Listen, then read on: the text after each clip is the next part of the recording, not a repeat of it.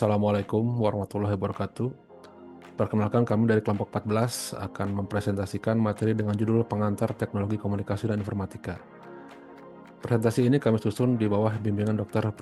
Dwi Prasetyo, Eskom MSI, sebagai dosen pengampu mata kuliah. Kelompok kami terdiri dari saya sendiri, Buyung Edward, ada Khoirini Hidayati, ada Putri Nur Khotimah, dan Yoel Shalom Sigala. Kami berharap melalui presentasi ini kami semua dapat memahami lebih dalam mengenai perkembangan teknologi informasi dan komunikasi, serta bagaimana perannya dalam kehidupan modern dan transformasi digital di Indonesia. Baik, selanjutnya kami akan masuk ke pembahasan inti.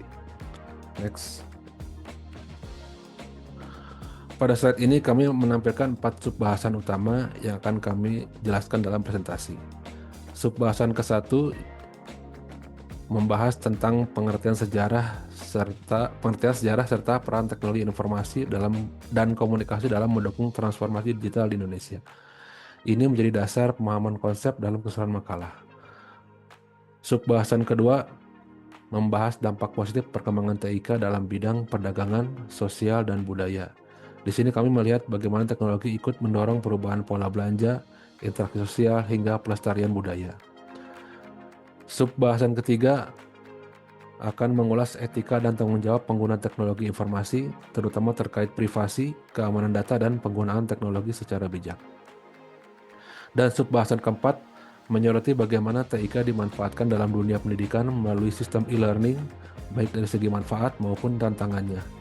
Keempat subbahasan ini saling berkaitan dan memberi gambaran lengkap tentang peran TIK dalam kehidupan modern. Next. Oke.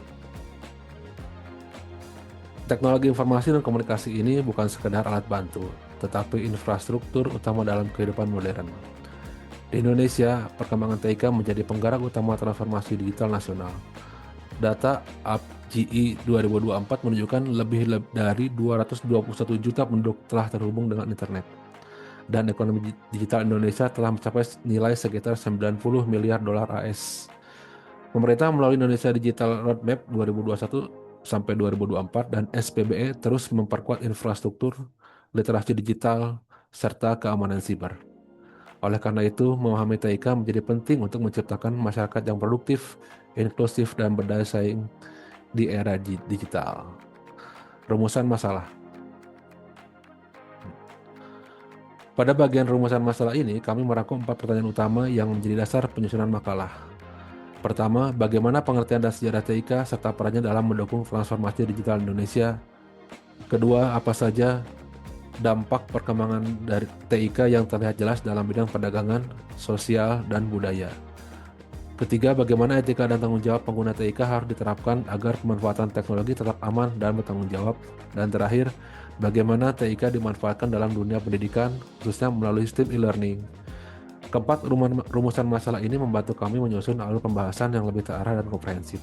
Selanjutnya, tujuan penulisan. Tujuan penulisan makalah ini adalah untuk memahami secara menyeluruh peran TIK dalam kehidupan modern. Kami ingin menjelaskan pengertian dan sejarah TIK, menganalisis dampaknya di sektor perdagangan, sosial, dan budaya, serta menjelaskan bagaimana etika dan tanggung jawab pengguna menjadi faktor penting dalam ekosistem digital. Selain itu, makalah ini juga bertujuan untuk menguraikan bagaimana TIK dimanfaatkan dalam pendidikan melalui e-learning agar dapat memberikan manfaat nyata bagi proses pembelajaran. Manfaat penulisannya. Makalah ini bermanfaat tidak hanya bagi mahasiswa sebagai bahan pembelajaran, tetapi juga bagi dunia pendidikan dalam memperkaya literatur TIK, bagi pemerintah sebagai referensi kebijakan, dan bagi masyarakat untuk meningkatkan literasi serta kesadaran terhadap pentingnya teknologi informasi dalam kehidupan sehari-hari. Next. Okay. Pengertian teknologi informasi dan komunikasi. Next. Oke. Teknologi informasi dan komunikasi atau TIK merupakan perpaduan dari seluruh teknologi yang berfungsi untuk mengolah, menyimpan, dan menyebarkan informasi. Menurut UNESCO tahun 2019, TIK mencakup perangkat dari sumber daya yang digunakan untuk menciptakan dan berbagi informasi. Sementara Jogianto 2020 menekankan bahwa TIK adalah sistem terintegrasi yang melibatkan manusia, perangkat keras, perangkat lunak, dan prosedur kerja. Dengan demikian, TIK bukan hanya sekedar alat teknis, tapi sebuah sistem sosial teknologis yang memengaruhi cara manusia berinteraksi dan mengambil keputusan di era digital. Selanjutnya, komponen utama dari TIK. 4 komponen utama TIK saling terhubung dan membentuk satu ekosistem. Hardware berfungsi sebagai media pemrosesan data, software mengatur proses dan interaksi pengguna, networking menjadi jembatan komunikasi antar perangkat, sedangkan humanware berperan dalam pengendalian dan pemanfaatan sistem sinergi antar keempat unsur inilah yang menjadikan TIK berfungsi secara optimal dalam kehidupan modern. Selanjutnya, fungsi dan tujuan TIK. Tujuan utama TIK adalah meningkatkan efisiensi, efektivitas, dan transparansi dalam penyebaran informasi. Melalui TIK, proses komunikasi menjadi lebih cepat dan inklusif, mendorong implementasi sistem pemerintahan elektronik, pembelajaran daring, serta ekonomi digital. Dengan demikian, TIK berperan penting dalam membangun masyarakat berbasis pengetahuan dan perkuat daya saing nasional di era global. Oke, lanjut.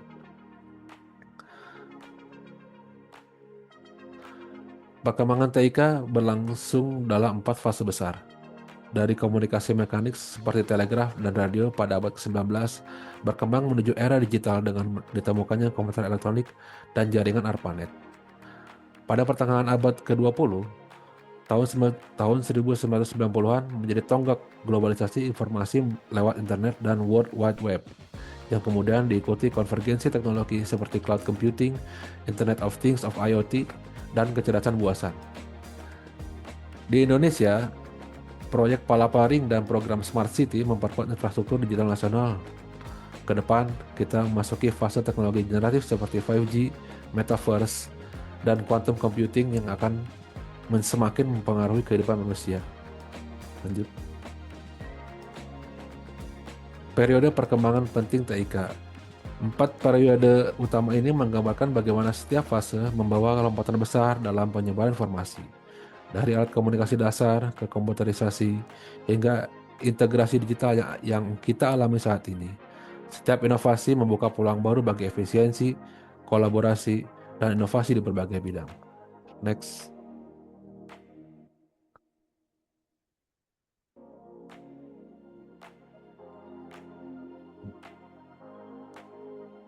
Oke. TIK sebagai penggerak ekonomi digital. Next.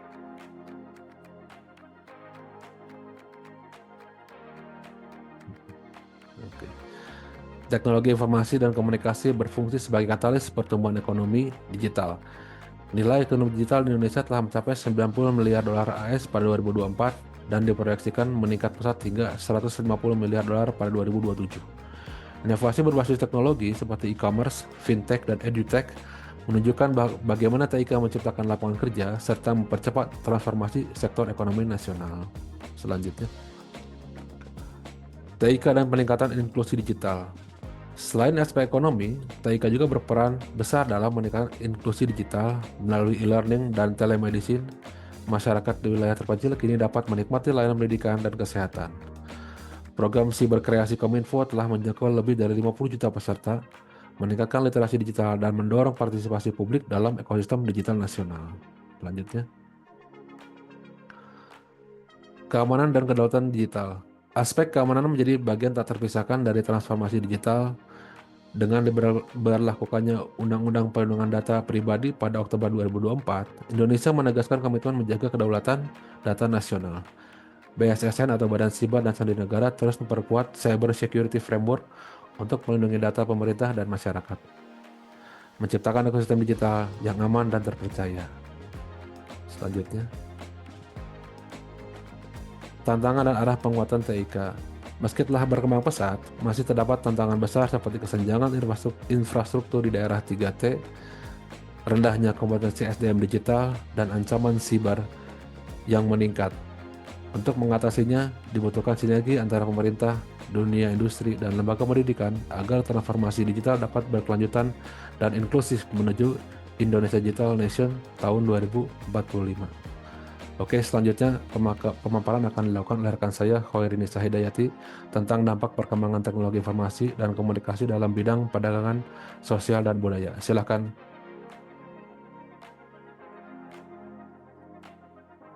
Terima kasih Saudara Buyung. Baik, pada kesempatan kali ini izinkan saya untuk memaparkan dampak perkembangan teknologi, informasi, dan komunikasi dalam bidang perdagangan, sosial, dan budaya.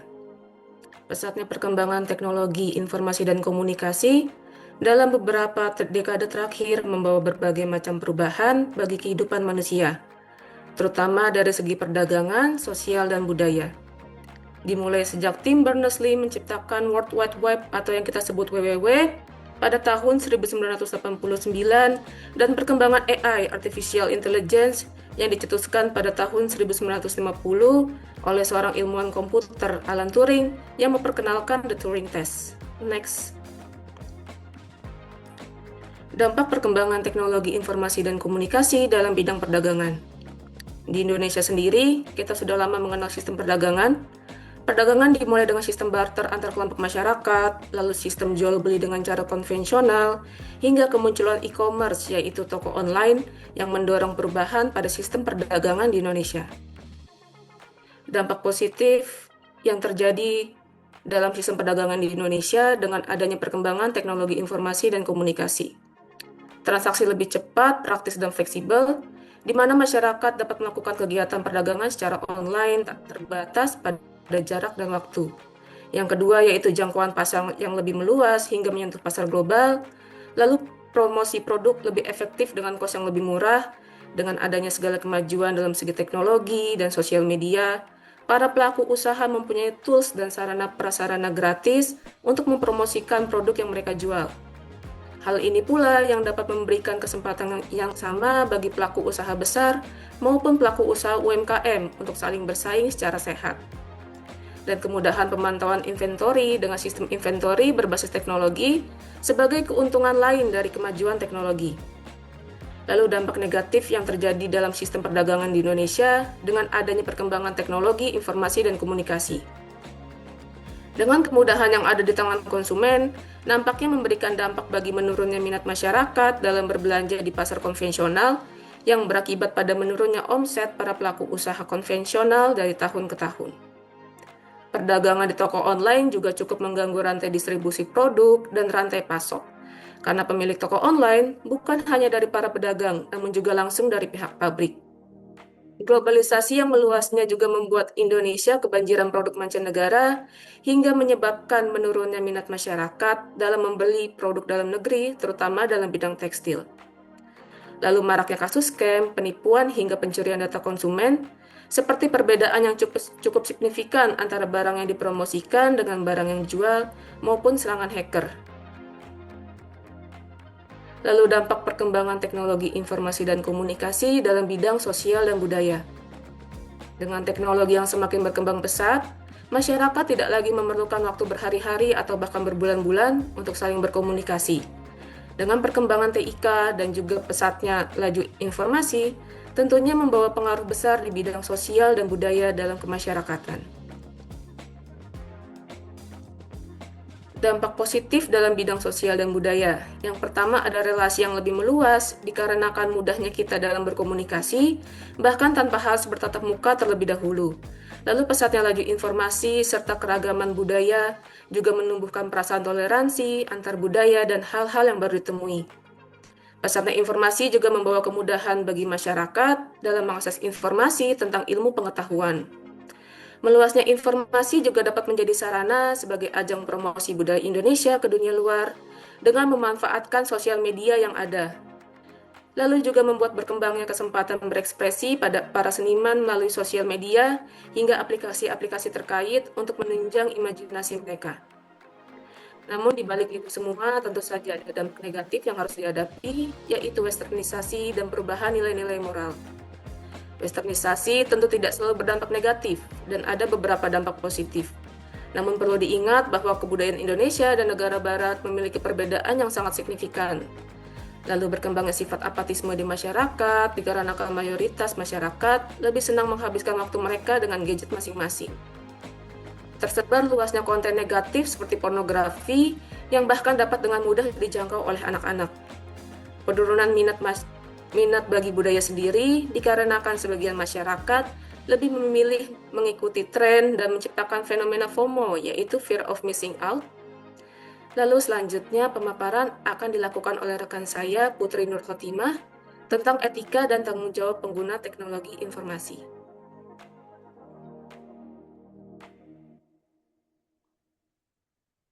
Terima kasih Saudara Khairi.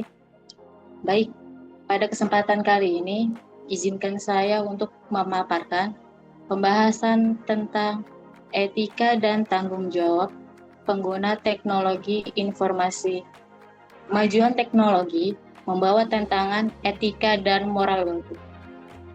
Pengguna TI tidak hanya harus memahami cara kerja teknologi, tetapi juga wajib memiliki kesadaran tanggung jawab dalam menggunakannya agar tidak merugikan diri sendiri maupun pihak lain. Next. Prinsip dasar etika penggunaan teknologi informasi. Prinsip ini dikenal dengan sebutan 10 perintah etika komputer. Yang pertama adalah tidak mencelakai. Pengguna dilarang menggunakan TI untuk menyebabkan kerugian pada orang lain, baik melalui cyberbullying, penyebaran malware, atau peretasan. Yang kedua, menghindari gangguan, tidak mencampuri atau mengganggu pekerjaan komputer orang lain. Yang ketiga, menghargai privasi, tidak mengintip file atau data pribadi milik orang lain tanpa izin. Yang keempat, anti pencurian, tidak menggunakan komputer untuk mencuri, baik aset digital maupun finansial. Yang kelima, kejujuran digital, tidak menggunakan komputer untuk memberikan kesaksian palsu. Yang keenam, menghormati haki, tidak menggunakan atau menyalin software berhak cipta tanpa membayar atau memiliki lisensi. Yang ketujuh, menghormati sumber daya, tidak menggunakan sumber daya komputer milik orang lain tanpa otorisasi yang sah. Yang kedelapan, anti plagiarisme, tidak mengambil hasil intelektual orang lain untuk diri sendiri tanpa atribusi yang benar. Yang kesembilan, memikirkan konsekuensi sosial, selalu mempertimbangkan dampak sosial dari program atau teknologi yang dibuat. Yang ke-10, sikap menghormati, selalu menggunakan komputer dengan cara yang menghormati dan mempertimbangkan orang lain. Berikutnya isu-isu etika utama yang dihadapi pengguna teknologi informasi. Etika digital berfokus pada sejumlah isu kritis yang menentukan perilaku online yang bertanggung jawab. Di antaranya adalah sebagai berikut. Privasi dan kerahasiaan data. Privasi data adalah hak fundamental setiap individu untuk menentukan kapan, di mana, bagaimana informasi tentang dirinya dikomunikasikan kepada pihak lain. Etika mewajibkan baik perusahaan penyedia layanan maupun pengguna individu untuk meminimalkan pengumpulan data dan melindungi data yang sudah terkumpul dengan baik. Hak kekayaan intelektual atau haki, penghormatan terhadap haki menuntut pengguna untuk menghormati hak cipta atas software, konten digital, musik, e-book, dan karya ilmiah. Prinsip anti pembajakan adalah inti dari isu ini. Menggunakan software berbayar tanpa lisensi yang sah adalah pelanggaran etika yang serius. Berikutnya, akurasi dan kejujuran informasi atau anti-hoax. Pengguna mewakili kewajiban moral untuk memastikan bahwa data dan informasi yang mereka masukkan, proses, dan sebarluaskan adalah benar dan tidak menyesatkan. Isu hoax, fake news, dan disinformasi adalah masalah etika yang kritis. Informasi yang tidak akurat dapat merusak kepercayaan publik dan memiliki potensi pemicu konflik sosial, kericuhan, dan kerugian publik. Lanjut. Tanggung jawab moral pengguna teknologi informasi. Tanggung jawab moral adalah praktik nyata dan dari etika, di mana pengguna secara sadar bertindak sebagai warga digital yang baik. Pertama adalah bersikap sopan, netiquette. Netiquette adalah aturan kesopanan dan etika dalam komunikasi online.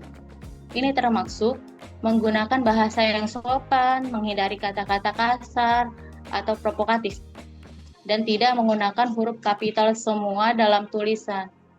Kepatuhan terhadap netiquette berfungsi sebagai garis pertahanan pertama terhadap pelanggaran hukum. Yang kedua adalah verifikasi informasi. Jadi saring sebelum sharing. Pengguna bertanggung jawab secara moral untuk mengecek validasi dan sumber suatu informasi sebelum membagikannya.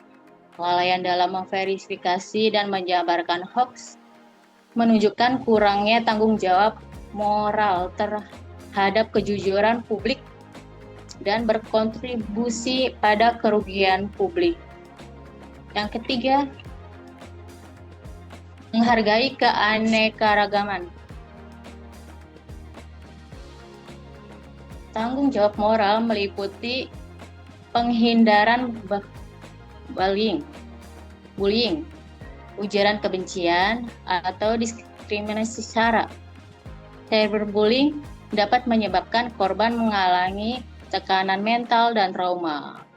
Yang keempat, perlindungan diri dan keamanan akun pribadi. Pengguna memiliki tanggung jawab minimum untuk melindungi diri sendiri dan jaringan dengan menggunakan kata sandi yang kuat dan mengaktifkan otentikasi 2 langkah. Perlindungan akun adalah etika pertahanan diri. Kelalaian ini tidak hanya membahayakan data pribadi, tetapi juga dapat menyebabkan akun diretas dan dieksploitasi untuk menyebar malware atau phishing yang pada akhirnya membahayakan orang lain.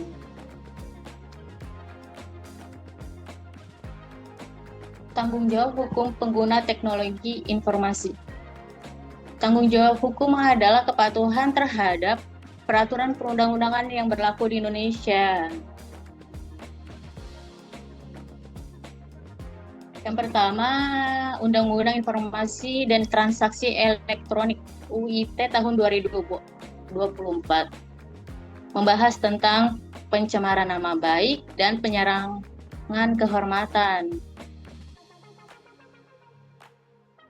yang diatur dalam pasal 27A UIT 2024, sanksi pidana pada pasal 45 ayat 4 UIT 2024 yaitu penjara paling lama 2 tahun dan atau denda paling banyak 400 juta. Yang kedua, penyebaran hoax menimbulkan kerugian publik.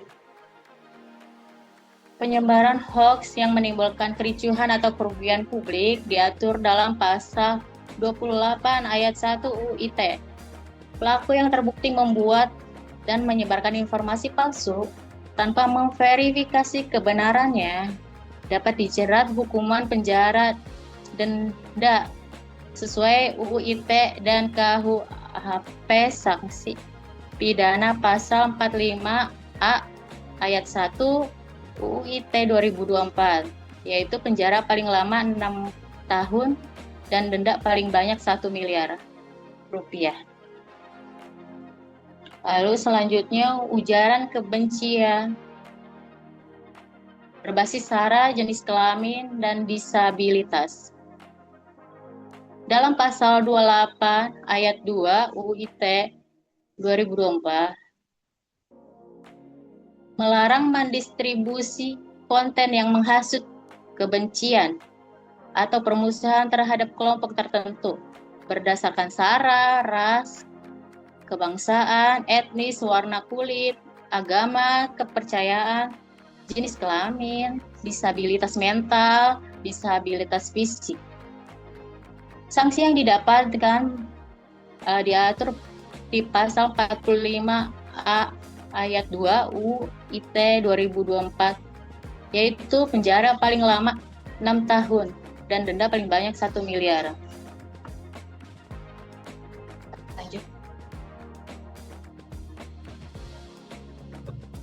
Lanjut keamanan sistem. Di keamanan sistem ini diatur pada pasal 30 ayat 3 UU ITE 2024. Jadi setiap orang dengan sengaja dan tanpa hak atau melawan hukum mengakses komputer dan sistem elektronik dengan cara apapun dengan melanggar, menerobos, melampaui, atau menjebol sistem pengaman akan mendapatkan sanksi pidana yang diatur pada pasal 46 ayat 3 UU ITE 2024, yaitu penjara paling lama 8 tahun dan denda paling banyak 800 juta rupiah.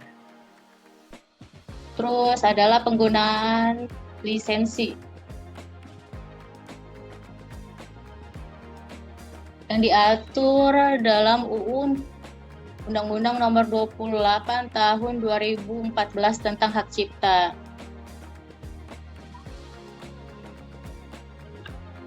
Penggunaan lisensi untuk software, font, dan konten multi. Ya. Undang-Undang Nomor 28 Tahun 2014 menerapkan sistem delik aduan untuk tuntutan pidana, yang berarti proses hukum pidana hanya dapat dimulai jika ada pengaduan dari pihak yang merasa dirugikan. Sanksi pidananya diatur di pasal 113 UU HC 2014 jika penggunaan secara komersial. Sanksi yang paling berat adalah paling lama penjara 4 tahun dan denda paling banyak 1 miliar. Jika melakukan pembajakan, pidana penjara paling lama 10 tahun dan denda paling banyak 4 miliar rupiah. Selanjutnya pemaparan akan dilakukan oleh rekan saya Yol Shalom Shigala tentang pemanfaatan teknologi informasi dalam pendidikan melalui sistem e-learning.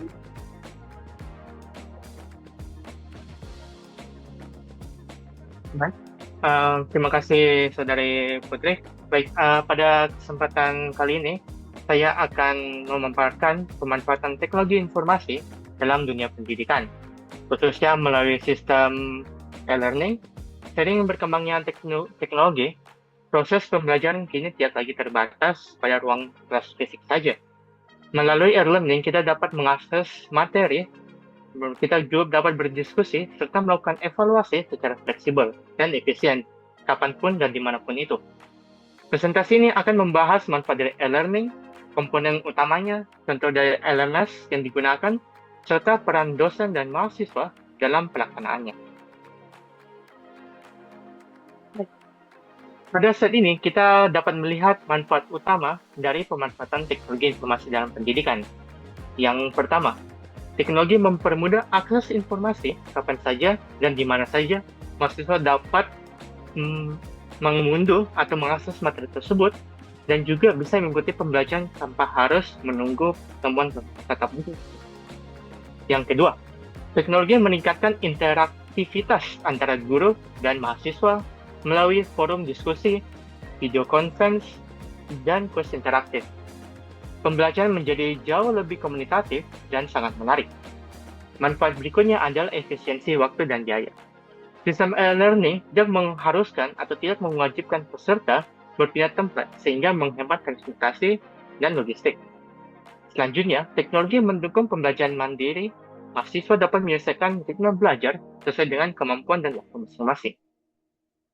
Dan yang terakhir, penerapan e-learning mampu memperluas jangkauan pendidikan hingga ke daerah terpencil. Selama daerah tersebut memiliki internet, pendidikan dapat diakses oleh siapapun tanpa batas geografis. Komponen utama sistem dari e-learning. Nah, pada set ini saya akan membahas komponen utama dalam sistem e-learning.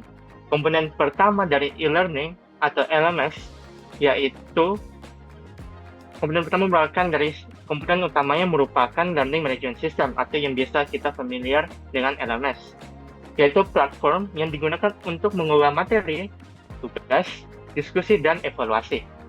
Komponen kedua adalah konten pembelajaran digital yang meliputi teks, audio, video animasi, serta modul interaktif. Konten inilah yang menjadi sumber belajar utama bagi mahasiswa. Berikutnya, kita membutuhkan perangkat akses seperti laptop, smartphone, maupun aplikasi atau software yang mendukung pembelajaran. Komponen selanjutnya adalah jaringan internet yang menjadi penghubung utama agar pembelajaran daring dapat berjalan dengan lancar. Nah, e-learning juga membutuhkan interaksi dan komunikasi melalui forum, chat, maupun video conference untuk menjaga proses pembelajaran tetap aktif. Dan yang terakhir adalah evaluasi dan penilaian yang dilakukan melalui kuis, tugas, dan ujian online. Nah, pada slide yang ditampilkan, saya akan menampilkan beberapa contoh LMS yang digunakan seperti Moodle, Google Classroom, Forma LMS, SIP Litmos, Blackboard Learn, dan iSpring Learn. Untuk yang saya jelaskan lebih detail adalah Google Classroom yang sudah menjadi hal umum bagi kita semua. Google Classroom menjadi salah satu yang paling populer, terutama di lingkungan sekolah, karena tampilnya begitu sederhana dan mudah untuk digunakan, serta terintegrasi dengan layanan Google lainnya. Contohnya, penerapan di perguruan tinggi. Ada beberapa universitas yang menggunakan LMS mereka masing-masing, yang dimana menerapkan konsep perkuliahan berbasis full online, di mana seluruh proses akademik dilakukan melalui sistem e-learning. Hal ini menunjukkan bahwa e-learning kini menjadi model pendidikan modern yang semakin diterima dan semakin berkembang di Indonesia. Peran dosen dalam e-learning. Dalam sistem e-learning, dosen memiliki 3 peran yang sangat penting. Peran pertama ialah dosen berperan sebagai fasilitator, membantu mahasiswa mengakses informasi dan menciptakan lingkungan pembelajaran yang mendorong eksplorasi. Yang kedua, dosen adalah motivator, yang dimana ia menjaga semangat belajar mahasiswa melalui metode pembelajaran yang variatif dan umpan balik yang membangun. Dan yang ketiga, dosen berperan sebagai pengelola, yang dimana ia merancang konten pembelajaran, mengatur jadwal, serta memonitor aktivitas mahasiswa melalui LMS.